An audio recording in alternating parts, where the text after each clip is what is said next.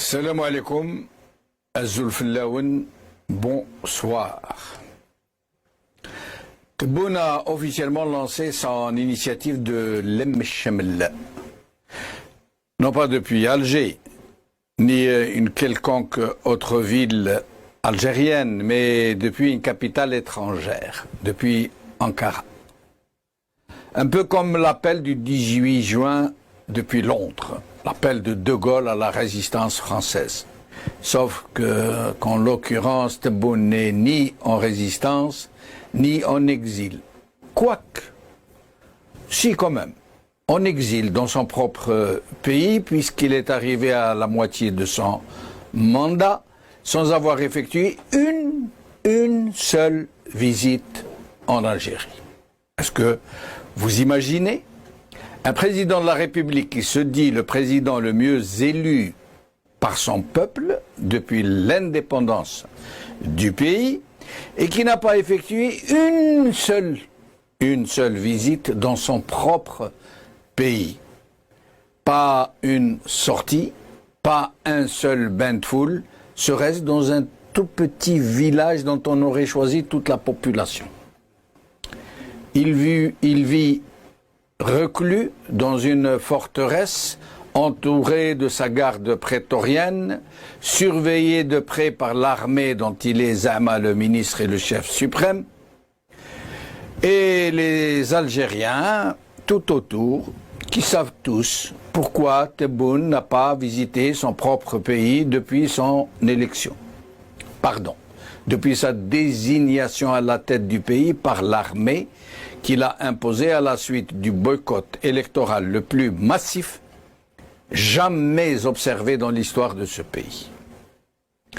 Oui, contrairement aux opinions publiques étrangères, il n'y a pas un seul Algérien qui ne sait pas pourquoi Tebboune ne peut pas rencontrer son peuple. Ce peuple dont il est le président garde chiourme.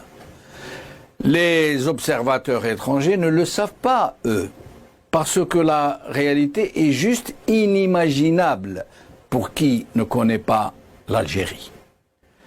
Parce qu'ils ne peuvent pas imaginer qu'un chef d'État, qui est déjà au milieu de son mandat de 5 ans, n'a pas effectué une seule visite dans son propre pays. Ils ne savent pas et ils ne peuvent pas imaginer que Tebboune et la junte qu'il a installée ont une peur bleue des Algériens. Ils ne savent pas, ces observateurs étrangers, que si Tebboune effectue une sortie, ou mieux encore un bain de foule, il serait très certainement hué par les Algériens qu'il irait visiter. Une telle réaction des Algériens pourrait entraîner des ravages incommensurables à l'international, ruiner la politique internationale du régime, montrer la junte et son fantoche sous leur véritable jour. Vous imaginez un peu? Un Tebboune hué, vilipendé, insulté par le peuple qui est censé l'avoir élu de façon massive. Imaginez un peu. Et le pire pour ce régime est que cette possibilité se multiplierait autant de fois qu'il y aurait de sorties. Parce que contrairement à ce qu'affirme le régime à ses partenaires et à ses protecteurs étrangers, le Hirak est toujours là, braise sous la cendre qui attend de flamber de nouveau. Et c'est donc ainsi qu'il a été décidé par la junte et par les spin doctors de la présidence que Tebboune ne courra pas le risque. Il est préférable de le faire passer pour le président qui n'a jamais pris contact avec son peuple que pour le président qui se fait systématiquement conspuer par le même peuple. Et c'est ainsi que M. Tebboune lance très officiellement de son exil turc son Lem Chemel national, que nous pourrions traduire comme rassemblement ou ralliement ou réconciliation, quelque chose dans le genre. Un appel au Lem Shamel lancé depuis une capitale étrangère. Et c'est dire combien ce pouvoir est coupé de son peuple, de ce peuple qu'il tient en otage et dont il vend aux opinions publiques internationales une image falsifiée, une façade Potemkin. L'autre tragique nouvelle malheureusement, l'autre énième tragique nouvelle qui tombe en même temps que cette visite d'État à Ankara est le naufrage au large des côtes espagnoles d'une embarcation où se trouvaient 16 harragas algériens. 11 cadavres ont été repêchés et 5 harragas ont été portés disparus.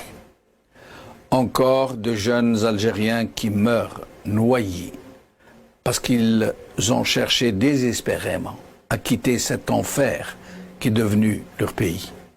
Ils tentent de s'en arracher, de le fuir dans des conditions qui s'apparentent au suicide.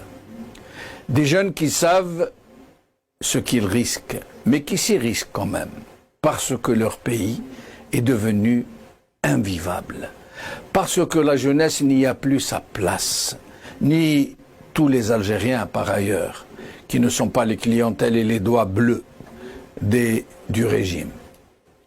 Un pays qui navigue au jour le jour, à l'incantation, au mensonge, à la corruption de masse et à la subversion.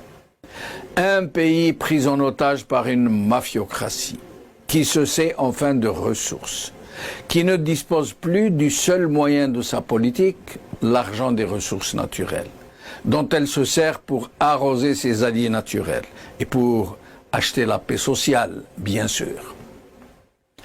Un régime qui se prépare à lancer bientôt une autre dynamique d'escamotage de la dure réalité. Une autre dynamique pour préparer un second mandat pour l'actuel locataire d'El Mouradia, qui se trouve être en même temps ministre de la Défense et chef suprême des armées. Pour un autre tour, peut-être pour l'ultime suicide d'un régime qui n'a plus de perspective que l'inéluctable mur de la dure réalité. Et vogue la galère, vogue le botti.